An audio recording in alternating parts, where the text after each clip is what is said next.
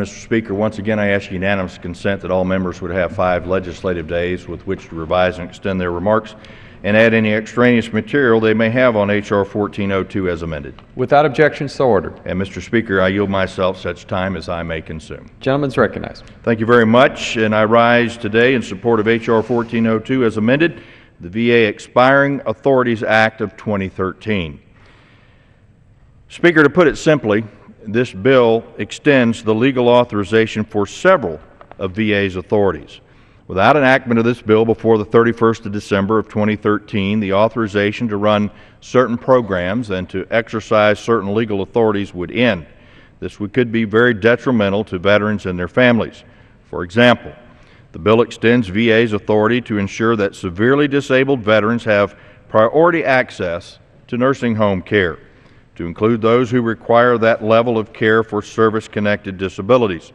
It also extends VA's adaptive sports program that is currently run through a partnership with the U.S. Paralympic Committee. Mr. Speaker, I've met with veterans who have benefited from this partnership and have seen firsthand the positive impact that the activities and events have had on both them and their families. H.R. 1402 as amended would extend other legal authorities to help veterans, including the authorization for treatment and rehabilitative services for homeless and seriously mental ill veterans, housing assistance for homeless veterans, authorization to permit the use of contract exam providers for disability claims, and several other important extensions. I'm pleased also to report that funding for these extensions was included in both the President's budget request and appropriation bills passed by the House and is pending in the Senate.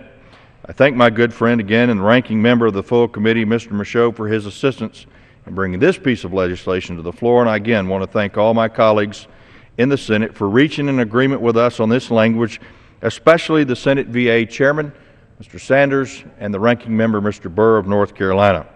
Once again, I want to encourage all members to support the bill, and I reserve the balance of my time. Gentleman reserves. Gentleman from Maine.